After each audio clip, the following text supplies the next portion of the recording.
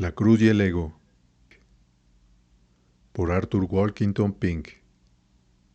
Entonces Jesús dijo a sus discípulos: Si alguno quiere venir en pos de mí, niéguese a sí mismo, tome su cruz y sígame. Mateo capítulo 16, versículo 24. Antes de desarrollar el tema de este verso, comentemos sobre sus términos. Si alguno, el deber ordenado es para todos los que quieren unirse a los seguidores de Cristo y alistarse bajo su bandera. Si alguno quiere, el griego es muy enfático, significando no solo el consentimiento de la voluntad, sino un propósito completo de corazón, una resolución determinada. Venir en pos de mí, como siervo sujeto a su amo, o un discípulo a su maestro, o un soldado a su capitán. Niéguese a sí mismo.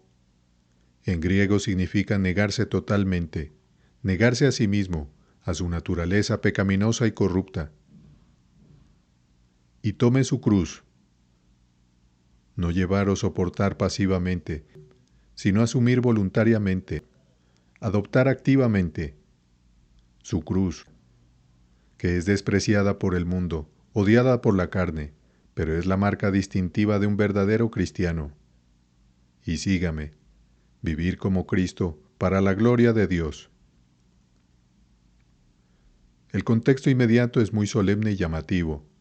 El Señor Jesús acaba de anunciar a sus apóstoles por primera vez su próxima muerte de humillación. Versículo 21. Pedro se tambaleó y dijo: Nunca, Señor, de ninguna manera te suceda eso. Versículo 22.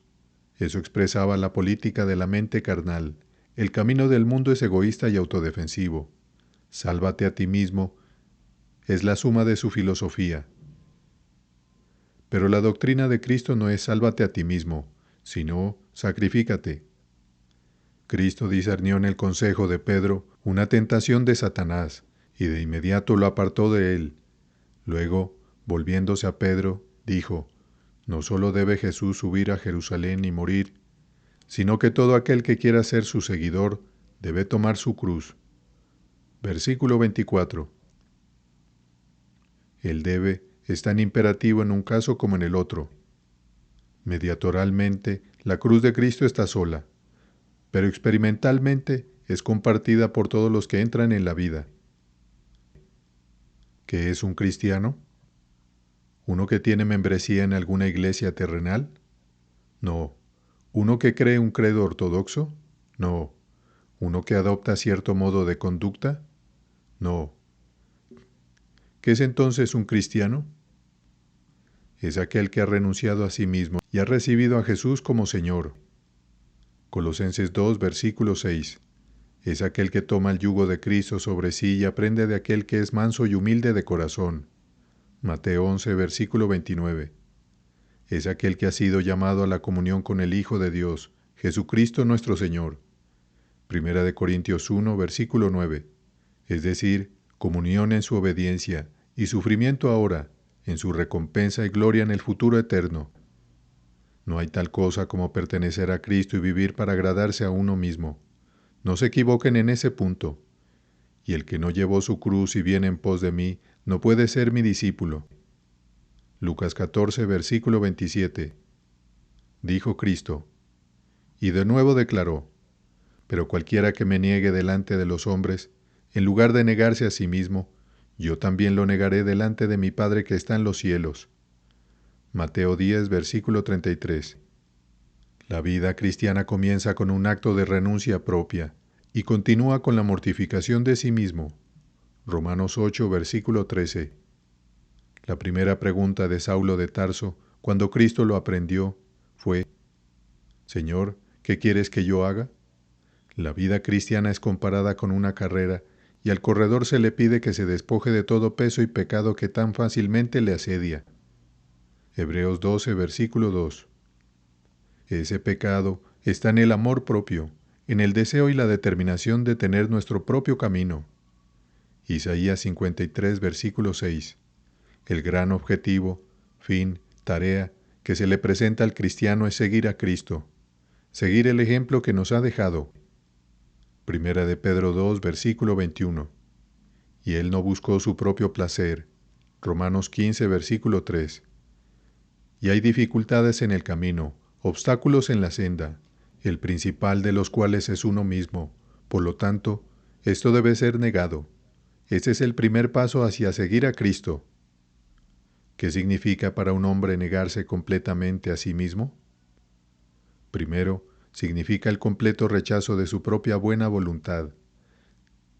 Significa dejar de depender de cualquier obra propia para recomendarnos a Dios. Significa aceptar sin reservas el veredicto de Dios de que todas nuestras justicias, nuestras mejores actuaciones, son como trapo de inmundicia. Isaías 64, versículo 6.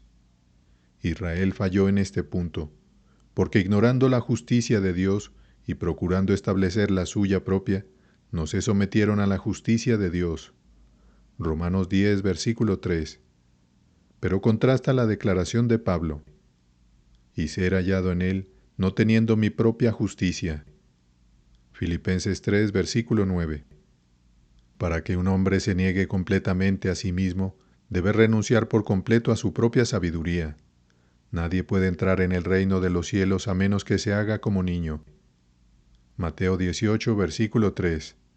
Ay de los sabios en sus propios ojos, y de los prudentes delante de sí mismos. Isaías 5, versículo 21. Profesando ser sabios, se hicieron necios. Romanos 1, versículo 21. Cuando el Espíritu Santo aplica el Evangelio con poder a un alma, es para derribar argumentos y toda altivez que se levanta contra el conocimiento de Dios y llevar cautivo todo pensamiento a la obediencia a Cristo. Segunda de Corintios 10, versículo 5. Un buen lema para cada cristiano es: no te apoyes en tu propia prudencia. Proverbios 3, versículo 5. Para que un hombre se niegue completamente a sí mismo, debe renunciar por completo a su propia fuerza. Es no tener confianza en la carne.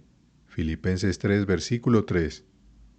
Es el corazón que se somete a la declaración positiva de Cristo. Porque separados de mí nada podéis hacer. Juan 15, versículo 5.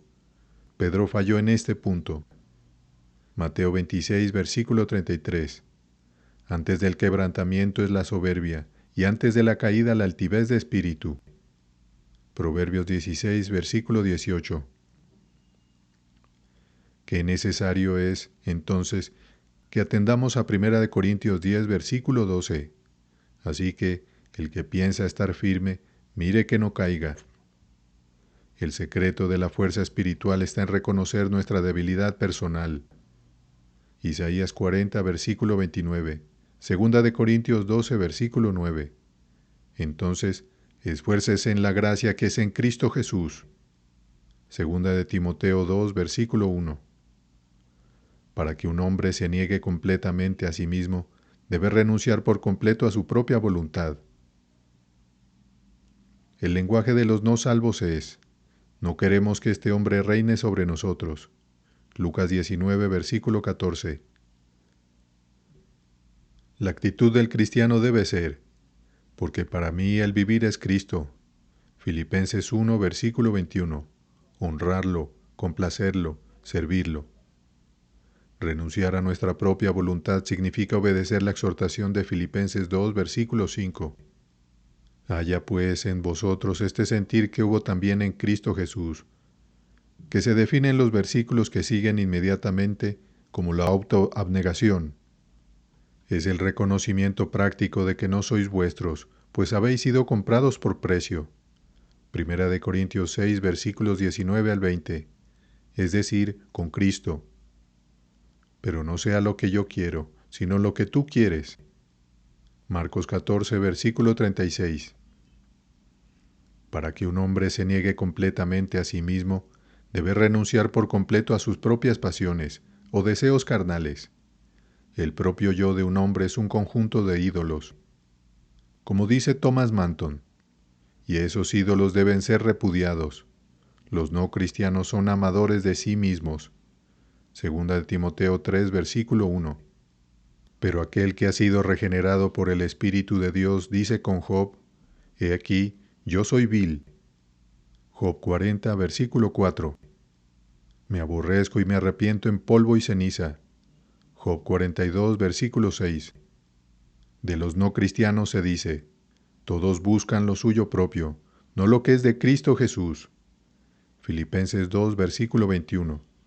Pero de los santos de Dios se registra, y no amaron sus vidas hasta la muerte.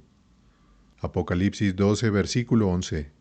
La gracia de Dios nos enseña que, renunciando a la impiedad y a los deseos mundanos, vivamos en este siglo sobria, justa y piadosamente. Tito 2, versículo 12. Esta negación de sí mismos que Cristo requiere de todos sus seguidores debe ser universal. No debe haber reservas, no se deben hacer excepciones. No proveáis para los deseos de la carne. Romanos 13, versículo 14. Debe ser constante, no ocasional. Si alguno quiere venir en pos de mí, niéguese a sí mismo, tome su cruz cada día y sígame. Lucas 9, versículo 23. Debe ser espontánea, no forzada, realizada con alegría, no con renuencia. Y todo lo que hagáis, hacedlo de corazón, como para el Señor. Colosenses 3, versículo 23. Oh, qué perversamente se ha rebajado el estándar que Dios nos presenta.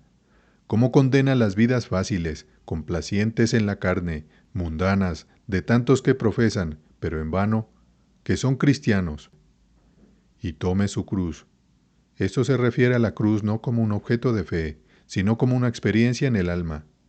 Los beneficios legales del Calvario se reciben por la fe, cuando la culpa del pecado es cancelada.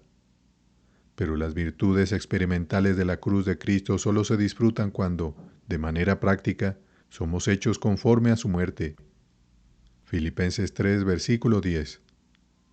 Solo cuando realmente aplicamos la cruz a nuestra vida diaria, regimos nuestra conducta por sus principios.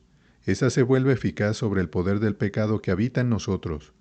No puede haber resurrección donde no hay muerte, y no puede haber un camino práctico, en novedad de vida, hasta que llevemos en nuestro cuerpo la muerte de Jesús. Segunda de Corintios 4, versículo 10. La cruz es el distintivo, la evidencia del discipulado cristiano. Es su cruz y no su credo lo que distingue a un verdadero seguidor de Cristo de los mundanos religiosos. Ahora, en el Nuevo Testamento, la cruz representa realidades definidas. Primero, expresa el odio del mundo. El Hijo de Dios vino aquí no para juzgar, sino para salvar. No para castigar, sino para redimir. Él vino aquí lleno de gracia y de verdad. Siempre estuvo al servicio de los demás, sirviendo a los necesitados, alimentando a los hambrientos, sanando a los enfermos, liberando a los endemoniados, resucitando a los muertos. Estaba lleno de compasión, suave como un cordero, totalmente sin pecado. Trajo consigo buenas nuevas de gran gozo. Buscó a los marginados y predicó a los pobres, sin menospreciar a los ricos. Perdonó a los pecadores. ¿Y cómo fue recibido? ¿Qué bienvenida le dieron los hombres?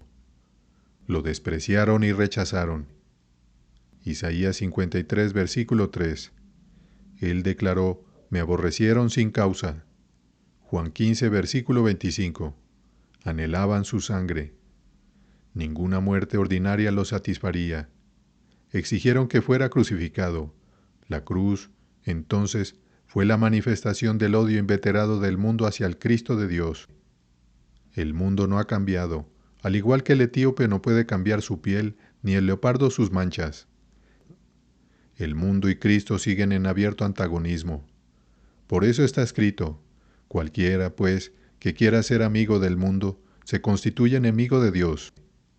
Santiago 4, versículo 4. Es imposible caminar con Cristo y tener comunión con Él hasta que nos hayamos separado del mundo. Caminar con Cristo implica necesariamente compartir su humillación. Así que salgamos a Él, fuera del campamento, llevando su vituperio. Hebreos 13, versículo 13. Esto es lo que hizo Moisés. Hebreos 11, versículos 24 al 26.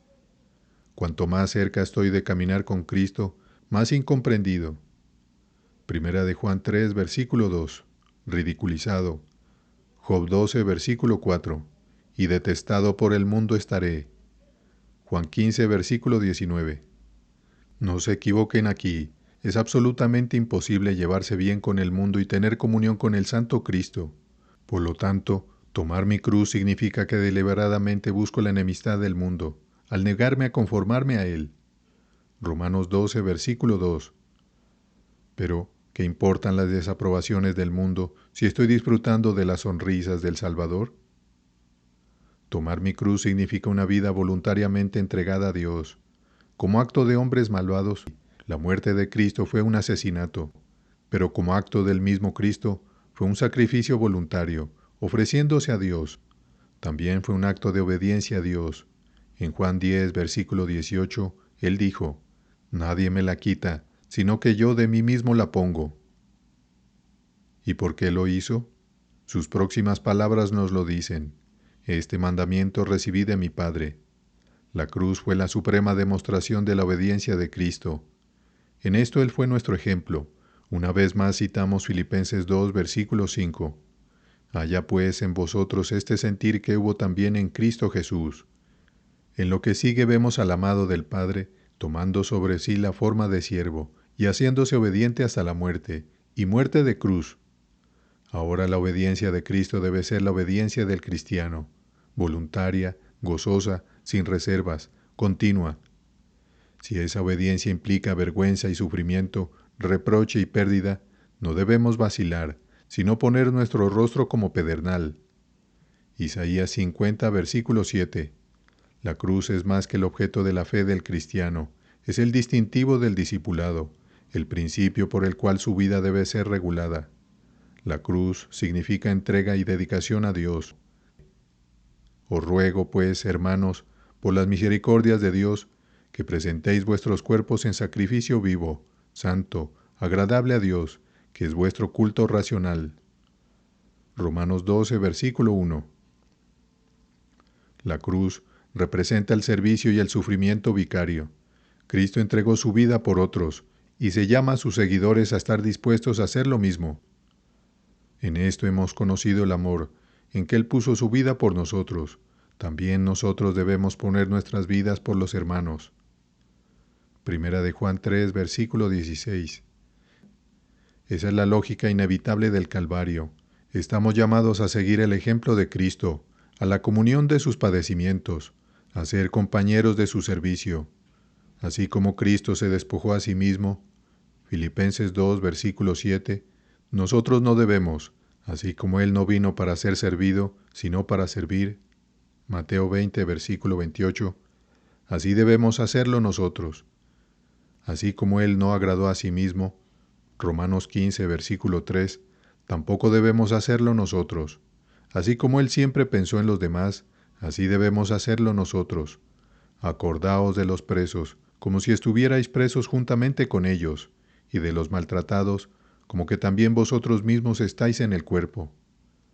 Hebreos 13, versículo 3. Pues quien quiera salvar su vida la perderá, pero quien pierda su vida por causa de mí la hallará. Mateo 16, versículo 25. Palabras casi idénticas se encuentran de nuevo en Mateo 10, versículo 39. Marcos 8, versículo 35, Lucas 9, versículo 24, 17, versículo 33 y Juan 12, versículo 25. Seguramente tal repetición argumenta la profunda importancia de notar y atender esta afirmación de Cristo. Él murió para que pudiéramos vivir. Juan 12, versículo 24. Así debemos hacerlo nosotros. Juan 12, versículo 25. Como Pablo, debemos ser capaces de decir, pero de ninguna cosa hago caso, ni estimo preciosa mi vida para mí mismo. Hechos 20, versículo 24.